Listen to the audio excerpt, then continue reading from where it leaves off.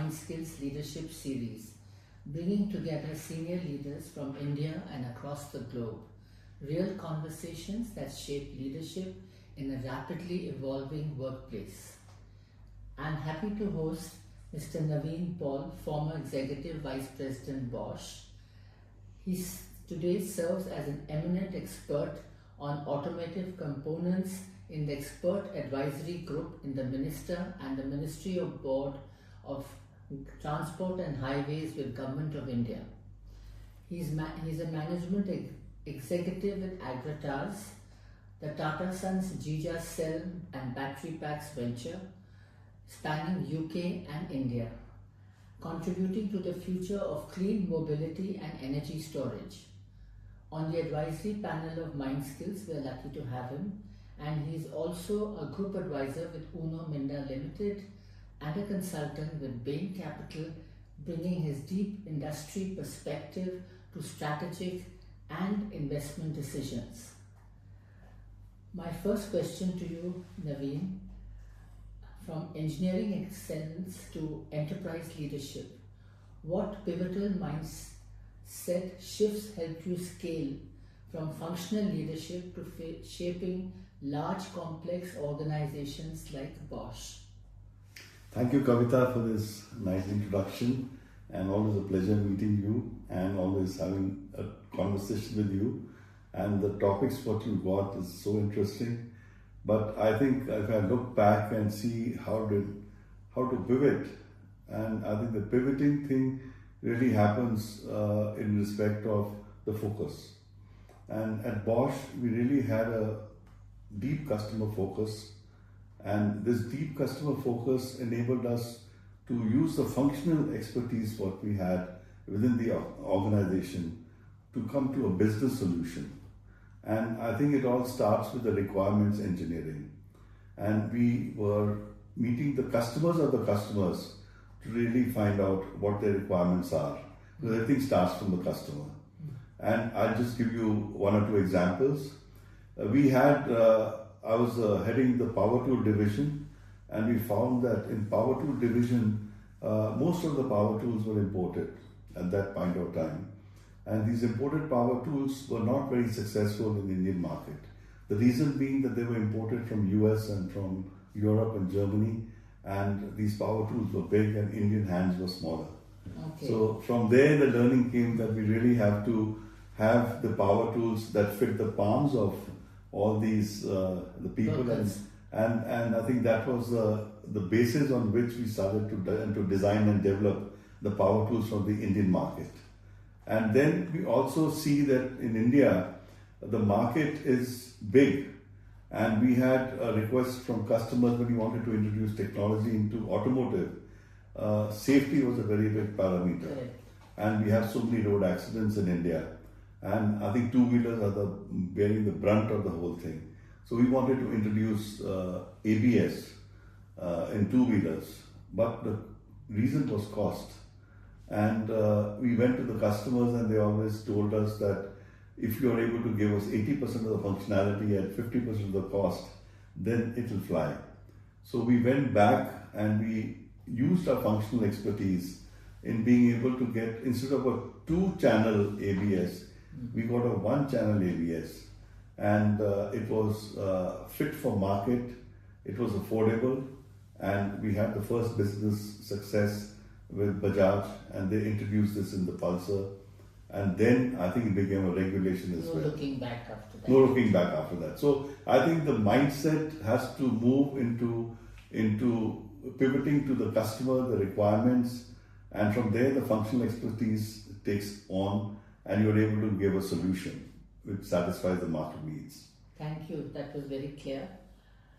My second question to you is, having led across automotive and engineering and industrial products, how did you balance long-term innovation with short-term performance pressures in a rapidly evolving market? Kavita, I had the privilege of working for Bosch, and Bosch has the ability to act as an astronomer and a geologist at the same time. So they have a vision where they're able to have a deep understanding of the trends and market requirements across the globe and what is specific to India.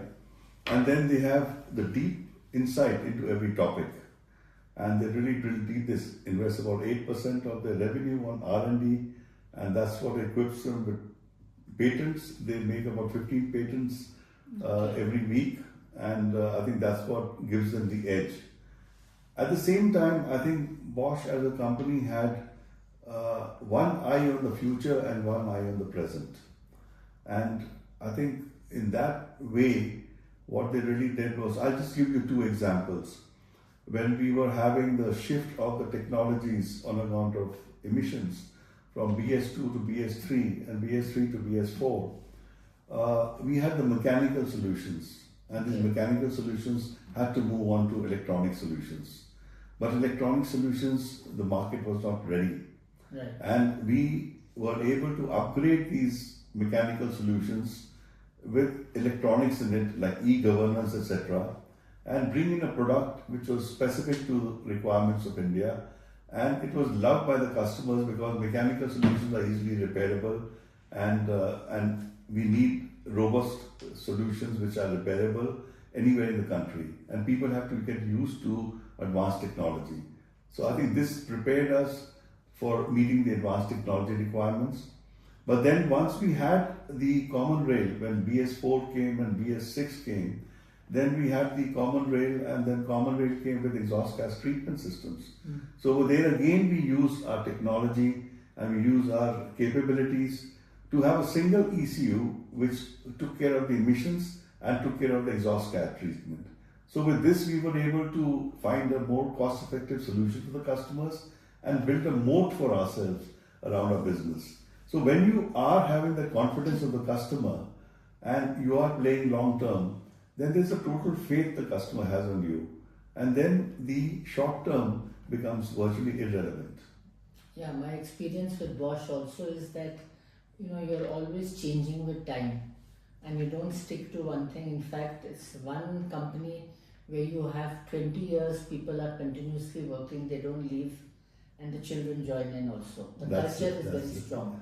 Yeah, there's a great bonding and binding with Bosch, both for all stakeholders, whether you're an employee or a customer or an investor. Yes, true. So the last question for you, Navin, is looking at today's leadership landscape, what capabilities do C-suite leaders need to consciously unlearn and relearn to stay relevant in the next decade of work? I think that the command and control is history. Now today everybody is equal and has to be treated as equal. And what really sees is that we have to move into a situation where we are able to be flexible and collaborative, because that's what brings in results. And the organizations don't have to have fixed and rigid rules. They have to have a multi-lane approach where, with the boundaries well defined, where vehicles of all speed can go on their own lanes based on their business requirements. I think with this, one is in a very good way in being able to catch up with the future, but I think at the same time, everybody has to keep learning and unlearning at the same time. Yeah. Has AI also affected? They're not so AI has both a promise and a threat. Yes. How it pans out, I think the time will tell. Yes. But there's a lot of excitement and there's a lot of fear which is arising out of AI as well. Correct. But I think time will tell. But I think all good things will always happen if you're prepared well in advance. Correct. And I hope it makes our life a lot more easier. So we can have a lot of time for our personal activities and the sports and hobbies. Yeah, that's true. So really happy to host you today, Navin, and always a pleasure meeting with you. In fact, I find that today you have got many more responsibilities as in when you were with Bosch, and they're very diverse functions, and I feel you're doing a very great job with all of them too. Thank you. Thank you, Kavita, and I'm really enjoying what I'm doing. Yes. And I think that's what keeps me going. Thank you very much. Thank you so much. Yeah. Thank you. Thank you.